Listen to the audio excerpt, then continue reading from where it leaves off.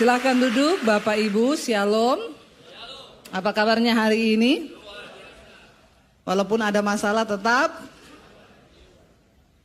haleluya. Tuhan Yesus berkata dalam Injil Lukas pasal yang ke-6 ayat 46, kita akan baca sampai dengan ayat yang ke-49. Injil Lukas 6 ayat yang ke-46, Yesus berkata begini, baca bersama 1, 2, 3. Mengapa kamu berseru kepadaku Tuhan, Tuhan, padahal kamu tidak melakukan apa yang... Ini ayat cukup keras saudara. Kenapa kamu berseru padaku Tuhan, Tuhan, tapi kamu tidak melakukan apa yang aku katakan? Ada yang tersinggung gak mendengar ayat ini? Ada yang tersinggung? Yang tersinggung angkat tangan. Ya, saya serius loh, yang tersinggung angkat tangan. Yang tidak tersinggung, yang bingung angkat kaki. Kayaknya semua bingung ini ya. Saudara, ini ayat cukup keras dan menampar. Dan seringkali kita seperti itu kan. Kita berseru Tuhan, Tuhan. Ketika ada masalah kita datang sama Tuhan. Apa dikit kita sebut Tuhan. Ditanya agamamu apa, Kristen. KTP-nya agamanya apa, Kristen. Kristen itu berarti pengikut Kristus loh. Dan Tuhan bilang, mengapa kamu berseru padaku Tuhan, Tuhan, padahal kamu tidak melakukan ya apa yang aku katakan. Saya mau kasih contoh gini, kita sebagai orang tua nih, kita melahirkan anak. Anak kita pakai farm kita lagi di belakang. Ya, Pak Yosia Aldi Saputra. Anaknya di belakang pakai Saputra nggak ya? Pakai ya. Terus misalnya dia pakai nama kita, anak saya, suami saya Daniel Adi Purnomo, anak saya Angelika Putri Adi Purnomo, Karen Putri Adi Purnomo, ya semuanya pakai Purnomo di belakang. Untuk kasih tahu bahwa itu putrinya Purnomo, harusnya Purnomo dan Basir gitu ya. Jadi ada sayanya sedikit gitu ya, nggak ada andil-andilnya loh saya ini. Itu untuk kasih tahu sama orang bahwa itu anakku gitu. Terus dia lahir nih, pakai fasilitas kita. Udah bawa-bawa nama kita. Ya, terus kita ngomong, dia bilang, nggak usah ngomong ya. Kita ngomong jangan pulang malam, dia pulang pagi. Ya, kira-kira Bapak Ibu, kalau anakmu yang menyebut namamu di belakang namanya, tapi dia nggak nuruti apa kata-katamu, hello. Kira-kira Bapak Ibu marah nggak? Ya, marah dong. Bisa-bisa kita coret dari kakak toh. Ya ngapain lu pakai kakak saya kalau lu gak mau denger apa yang saya ngomong. Ya saya bilang sama anak saya, selama kamu masih tinggal di rumahnya mami sama papi, kamu ikuti aturan kita. Kalau kamu gak ngikuti aturan kita, silakan cari tempat kos dan bayar sendiri. Loh itu orang tua yang benar toh, iya gak Bapak Ibu? Atau ada Bapak Ibu yang ngomong, terserah lu tinggal aja, mau kayak apa, mau pulang pagi, gak pulang juga terserah. Ada orang tua begitu? Itu pasti orang tua stres. Ya. Ini Tuhan loh, Tuhan. Tuhan bilang kamu tuh ngaku-ngaku aku Tuhan. Kamu berseru padaku Tuhan, Tuhan. Tapi kamu enggak lakukan apa yang aku katakan. Ya, Tuhan aja kena mental loh sama orang Kristen ini. Ya, kena mental saudara. Ini orang kok nyebut dirinya Kristen, tapi enggak melakukan firman Tuhan. Jangan anggap santai loh keadaan ini saudara. Anak-anak muda denger ya. Ya jangan santai loh, kamu merasa Kristen tapi kamu gak menjadi pelaku firman, maaf ya. Gak ada jaminan. Lalu Tuhan tuh bilang begini saudara, ayat 47 baca. 1, 2, 3. Setiap orang yang datang kepadaku dan mendengarkan perkataanku serta melakukannya, aku akan menyatakan kepadamu dengan siapa dia dapat disamakan. Kalau kita jadi orang Kristen ngaku Yesus Tuhan, kita dengar firman, lalu kita melakukan, kita itu seperti kalau di Injil Matius dikatakan dia disamakan dengan orang yang bijaksana. Ada 2 jenis tipe orang Kristen, satu bijaksana, satu bodoh.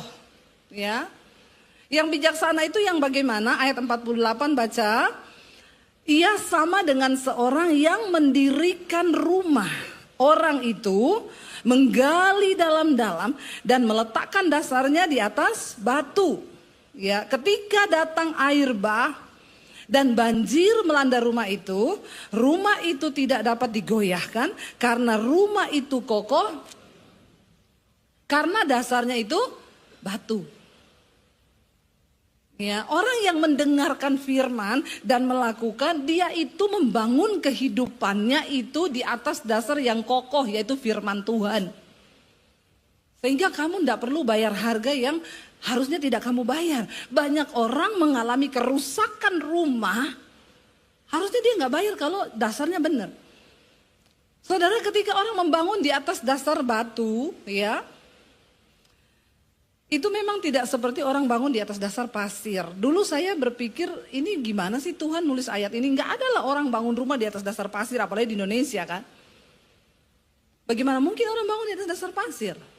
Makanya saudara, kalau ada duit, ya walaupun nggak ada duit juga, rindulah pergi ke Israel. Nggak ada yang bilang amin loh.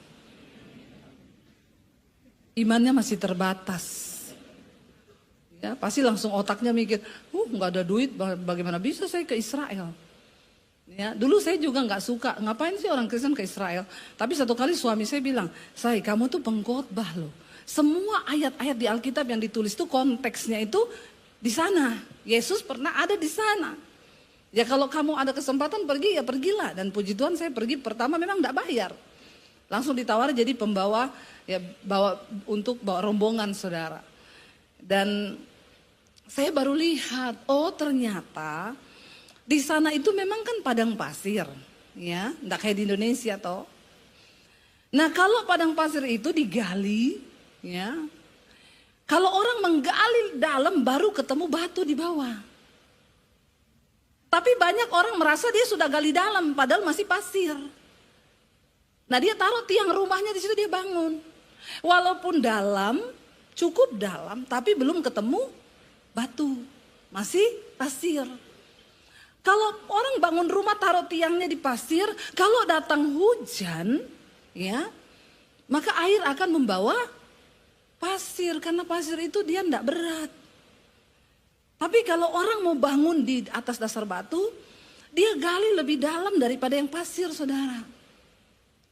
Ketika yang mau cari batu ini, saudara, berkeringat itu dia gali sampai dalam terus, masih pasir, masih pasir. Aku nggak mau, ini nggak kuat. Dia cari sampai dia ketemu batu, dia gali lagi sedikit, keluarin mungkin batu-batu yang lain, di bawah itu udah batu semua tuh. Nah itu kuat. Mungkin yang bangun di atas dasar batu tuh ngomong, ngapain sih lu? Ya lama banget gue udah jadi nih rumahnya. Kamu masih gali aja. Enggak apa-apa saudara. Supaya engkau tidak harus membayar harga yang seharusnya tidak engkau bayar. Buru-buru menikah. Ya, cari jodoh. Karena sekarang banyak firman mulai bergeser nih. Anak-anak muda dengar yang enak-enak di telinga.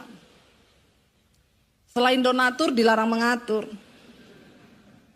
Ya, aroma-aroma kemiskinanmu sudah tercium dari jarak jauh. Ya. Kita cari jodoh yang kaya. Dipikir itu sudah benar. Yang penting kaya. Ya. Waktu menikah, buru-buru menikah, umur masih berapa, tapi karena ketemu kaya pengen cepet-cepet. Nilainya berubah nih, nggak atas dasar firman. Ketemu kaya, dibohongi terus. Tapi nyanyinya, kau berbohong, aku pun percaya. Kau dustai, aku terus cintai. Coba kau pikir, di mana ada orang sebodoh ini. Tapi karena dia pikir kaya, ya sudahlah diterusin. Itu sana kok enggak nikah-nikah, masih berdoa, nunggu yang seimbang. Bukan cuma seiman, tapi seimbang. Enggak apa-apa, ya. Ini udah pesta. Ya, kau berbohong, aku pun percaya. Yang penting kaya. Sana belum nikah-nikah. Ditanya kapan lo nikah? Jika tidak hari ini, mungkin minggu depan. Jika tidak minggu ini, mungkin bulan depan.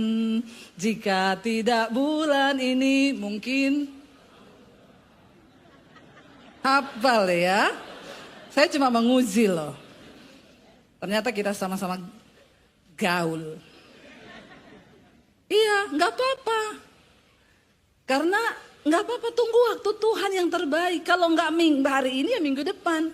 Kalau nggak minggu depan ya bulan depan. Kalau nggak bulan depan mungkin tahun depan kan. Yang penting kita menunggu dan membangun hidup kita di atas dasar firman Tuhan. Karena untuk sesuatu yang berkualitas itu memang butuh proses. Lama saudara. Kenapa saudara? Karena hidup ini kan tidak indah terus toh ya. Hidup ini akan berganti musim, hari ini panas. Ya, tapi kalau udah kepanasan juga kan ya mau ngamuk orang kalau sudah panas terus toh. Kalau dingin tuh juga enak, tapi kalau udah kedinginan juga nggak enak toh. Saya waktu ke Amerika pertama kali pengen lihat salju saudara. Ya, salju itu indah loh, bener nggak? Apalagi kalau foto-foto toh. Pakai baju orang agak kampungan kan baru pertama kali lihat salju gitu ya. Seneng ya lihat salju gitu ya, foto-foto. Waktu kita ke Amerika pertama ke Colorado saudara, pas pulang perginya dari Colorado naik mobil ke Aspen, itu pegunungan terindah tuh di Amerika. Belum pernah pergi tuh. Makanya tak ceritakan. Biar lu tahu ya, biar tahu, tak kasih tahu loh. Pergilah kita saudara, ya nyetir mobil, sampai di sana perginya 2,5 jam cuman, pulangnya 12 jam. Kenapa? Kena badai salju. Salju itu indah, tapi kalau berubah jadi badai, tidak indah. Wah itu saudara, jalan 5 menit berhenti, lap es di kaca itu udah gak bisa kelihatan. Pakai alat, cungkil es. Saya bilang, Tuhan saya pengen lihat salju. Tapi bukan badainya. Ya, badai ini deg-degan saudara. Ya, tapi untung kita isi bensinnya di tengah, bukan dari atas. Ya, kita jadi di tengah itu sempat isi bensin. Waktu turun itu sudah ditutup semua jalan saudara. Dan di sana itu nggak kayak di sini ada rest area. Waduh, ya kedinginan, mampir dulu ngebakso. Enak toh? Di sini tuh enak saudara ya. Mampir dulu yuk makan soto. Di sana tuh nggak ada. Kebelet pun mau turun, ya semoga tidak ketemu beruang. Jadi benar-benar stres itu. Saya bilang, aduh Tuhan, itu saya udah bahasa roh. Karena ditutup jalan, kita mau mundur salju udah sampai di atas mobil. Ya tapi puji Tuhan, putar balik cari jalan, dan di sana kan sepi hutan-hutan gitu. Akhirnya kita tembus saudara. Besoknya saya baca berita, 6 orang mati loh. Ya terkurung di badai salju. Habis bensin, kedinginan, siapa yang mau tolong? Tidak ada. Salju itu indah, tapi kalau berubah jadi badai tidak indah. Hidup kita ini tuh indah. Semua orang waktu menikah bayangannya, ketika sudah menikah, ngomong. Saya tetap indah. Karena saya membangunnya di atas dasar batu. Amin. Gak apa-apa, dia bilang belum dapat jodoh, gak apa-apa, saya tunggu yang terbaik. Ya, bukan cuma seiman. Ya, saya pelayanan. Ya, saya harus tunggu laki-laki yang juga sama-sama pelayanan. Yang gak pelayanan banyak datang. Biasa aja mukanya. Ya. Tapi saya tunggu, wah ini sama-sama Kristen, rajin ke gereja juga, tapi enggak pelayanan, enggak seimbang. Nanti saya pelayanan, dia enggak pelayanan, dia bilang, kamu tidur aja di gereja. Nah saya menikah sama yang pelayanan. Saya pelayanan, dianterin. Ya, kalau saya lagi down, ayo saya semangat melayani. Gitu. Satu visi, satu hati. Karena pernikahan itu memang indah. Tapi ada saat-saat badai datang. Karena hidup ini tidak seindah drama Korea, say. Dengar ya. Tapi juga tidak sesedih film India. Ya jadi santai saja. Yang penting kita membangun di atas dasar firman. Ya. Jadi saya tunggu sampai yang benar-benar dari Tuhan tuh datang. Karena standar saya firman Tuhan. Bagi saya pernikahan itu untuk menggenapi rencana Tuhan di hidup saya. Kalau saya ketemu laki-laki yang menggagalkan rencana Tuhan, ya ke laut aja lu. Ya.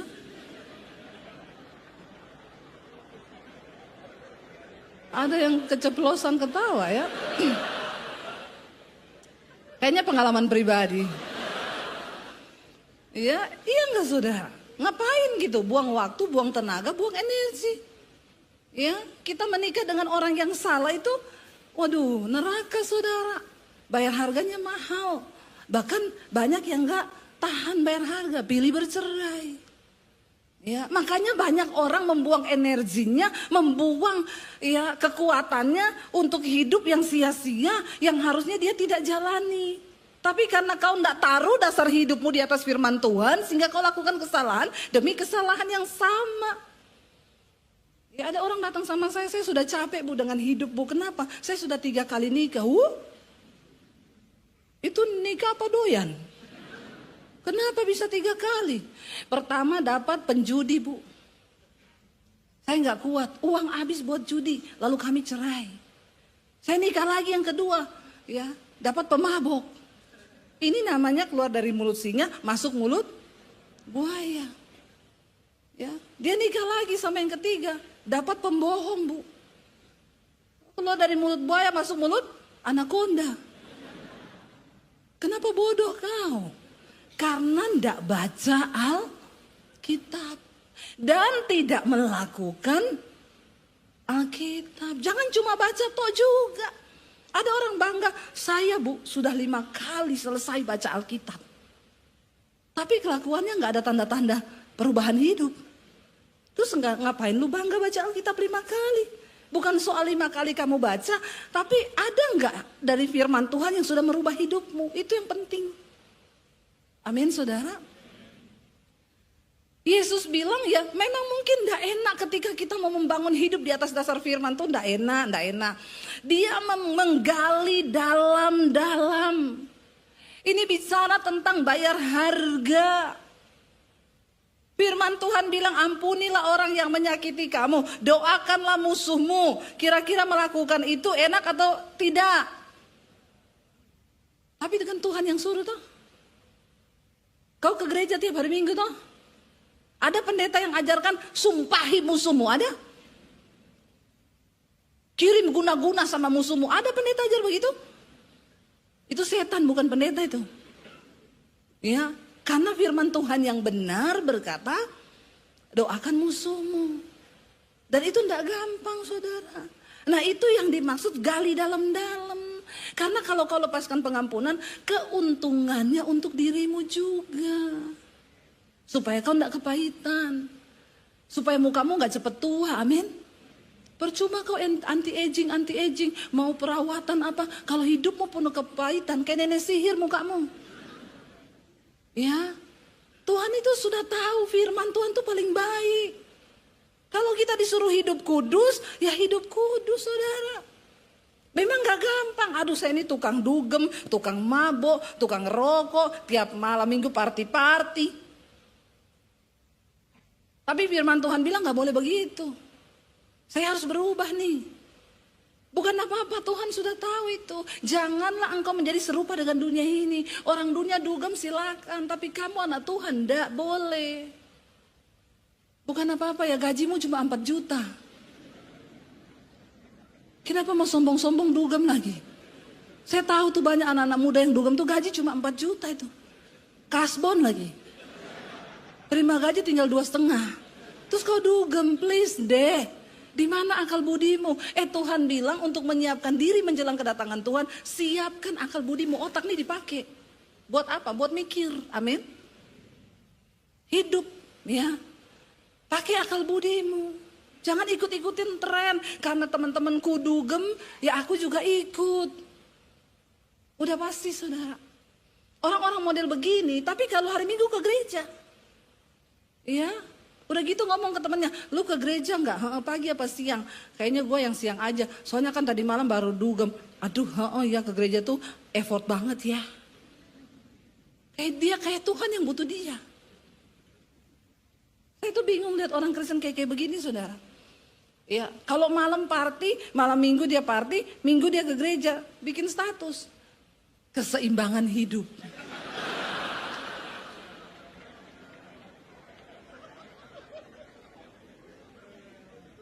Malam dugem, pagi ke gereja.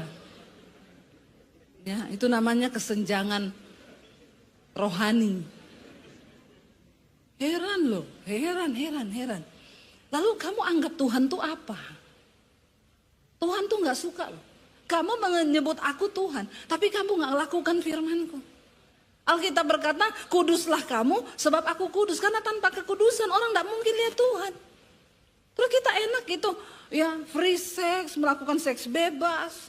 Ya anak-anak muda sekarang kan harus coba dulu. Kemarin saya tuh podcast sama Melanie Ricardo, saudara. Tolong tonton ya.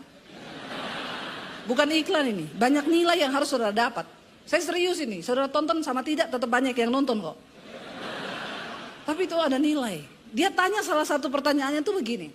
Bu, hari-hari gini kan anak muda itu bilang orang sebelum menikah harus test drive. Kayak beli mobil, anak-anak muda. Nge-seks dulu sebelum nikah. Bukan apa-apa, ini sih dia yang bilang. Nggak taunya nanti dia ternyata nggak pinter seks atau apalah ukurannya XL, ML atau apa itu saya nggak tahu, dia bahasnya gitu. Tapi itu di kalangan anak muda sekarang katanya seperti itu. Saya bilang itu pasti orang tidak beriman. Dan tidak sungguh-sungguh percaya Tuhan. Kalau dia beriman dan percaya Tuhan, pikiran-pikiran seperti itu nggak ada. Karena Tuhan tahu pasangan yang terbaik buat kita itu siapa, orangnya apa. Kalau engkau mengandalkan Tuhan, maka rencana Tuhan itu yang terbaik. Amin. Dengar ya anak muda, dengar loh. Jangan pakai hidup ini dengan logikamu. Karena Alkitab bilang yang berhikmat bagi dunia itu yang paling bodoh di mata Tuhan. Biarin aja orang kelihatan sudah sukses. Mungkin dia bangun di atas dasar pasir, makanya cepet. Gak perlu iri. Gak perlu ribet, gak perlu sakit hati. Kamu tetap aja menggali. Ya pelan, tapi kamu temukan batu di bawah. Bangun hidupmu di atas dasar firman Tuhan. Lakukan firman Tuhan. Ya, walaupun lambat, walaupun telat, karena Tuhan itu mencintai proses. Tapi manusia tidak suka, maunya semua yang serba instan. Ya, makan mie instan terus ususmu bocor loh. Ya, kamu suka yang instan itu semua tidak sehat. Bener nggak? Buah belum matang dipetik, kenapa? Biar instan diperem, ya nanti cepat matangnya, pasti rasanya beda. Beda dengan proses kehidupan yang memang harus kita jalani. Ayo bangun hidupmu di atas dasar firman Tuhan. Rasul Paulus berkata begini. Dalam 1 Korintus 3 ayat 10. Dia bilang begini saudara. Sesuai dengan kasih karunia Allah yang dianugerahkan kepadaku. Aku sebagai seorang ahli bangunan yang cakap. Telah meletakkan dasar dan orang lain membangun terus di atasnya. Tetapi tiap-tiap orang harus memperhatikan bagaimana ia harus membangun di atasnya. Karena tidak ada seorang pun dapat meletakkan dasar lain daripada dasar yang telah diletakkan, yaitu Yesus Kristus.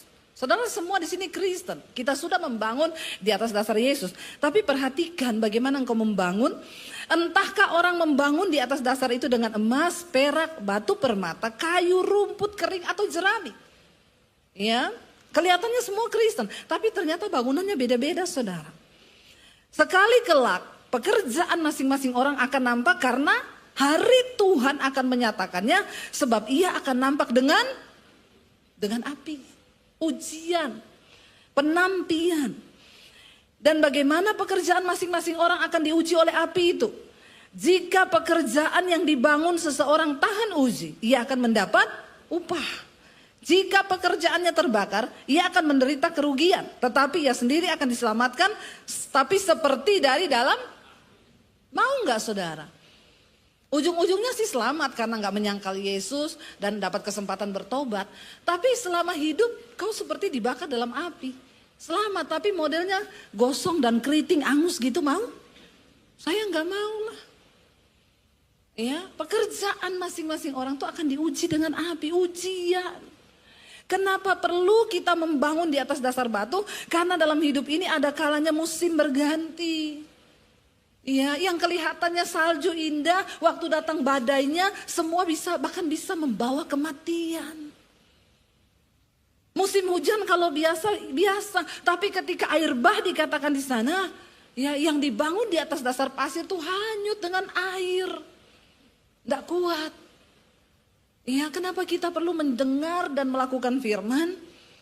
Supaya kita kuat menghadapi setiap pencobaan, setiap masalah dalam hidup kita. Tegap tetap berdiri sampai Tuhan datang.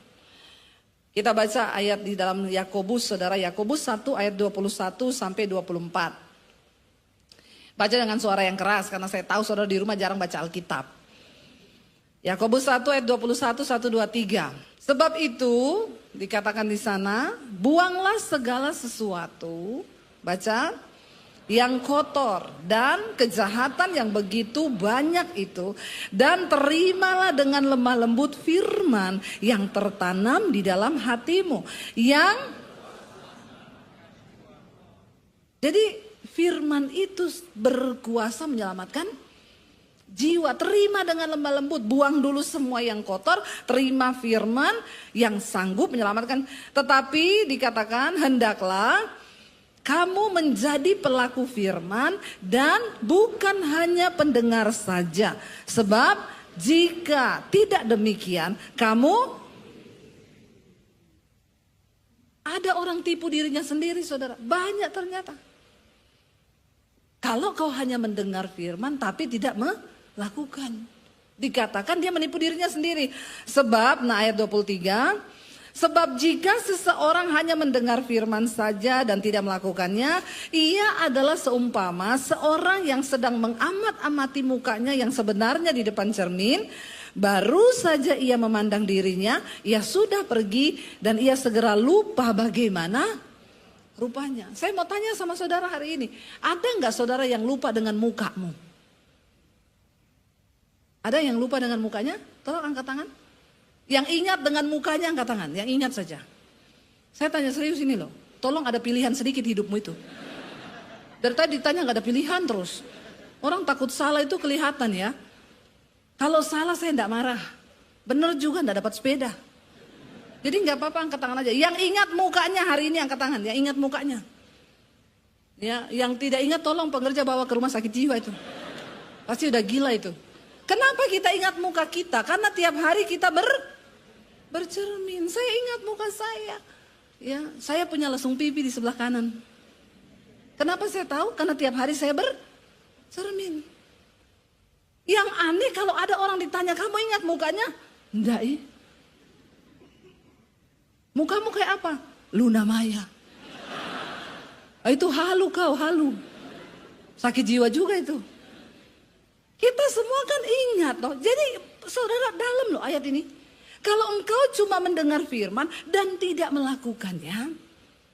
Kita ini seperti orang yang melihat mukanya kita di depan cermin. Lalu kita pergi dan kita lupa. Itu namanya lupa diri. Alias tidak tahu. Repot kan orang kalau tidak tahu diri kan. Hidupnya bikin masalah. Kalau kau tidak bisa jadi berkat, setidaknya jangan jadi beban buat orang lain, amin.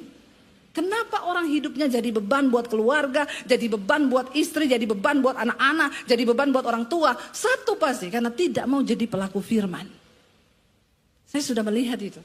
Makanya orang kalau datang konseling, Bu saya mau konseling, hidupku banyak masalah, kau pulang saja lakukan firman, tidak usah konseling. Amin. Udah harus begitu pendeta sekarang Pak. Tidak usah dengar-dengar orang konseling, bikin pusing kita. Nanti dia balik lagi minggu depan, urusannya sama lagi tuh. Makanya saya sekarang gak mau. Mau konseling apa? Semua jawaban hidupmu ada di Alkitab. Kau pulang baca itu Alkitab, lakukan, mesti hidupmu benar. Amin. Tuhan sudah mau datang loh saudara. Mau sampai kapan kita hidup begini-begini terus? Ya, mau sampai kapan kita gak bertobat? Kalau ditanya, kapan kamu bertobat? Jika tidak hari ini, mungkin minggu depan. Ya kalau kau masih hidup minggu depan, kalau mati. Hidup ini kan gak ada yang tahu. Ayo kita bertobat hari ini. Kenapa saudara? Karena firman Tuhan itu sanggup menyelamatkan jiwa kita. Kenapa orang gampang tinggalin Yesus? Kenapa orang gampang melupakan Tuhan? Karena tidak berakar kuat dalam firman Tuhan. Ya kita berdoa, ayo hari-hari ini Ayo, Yesus itu sudah yang terbaik. Kalau kita sudah memilih Tuhan Yesus, ayo kita mau bilang, Tuhan, aku mau habis-habisan cinta Tuhan. Aku mau habis-habisan jadi pelaku firman. Itu jaminan kebahagiaan hidup kita supaya kau tidak mudah goyah. Bangkit berdiri bersama saudara.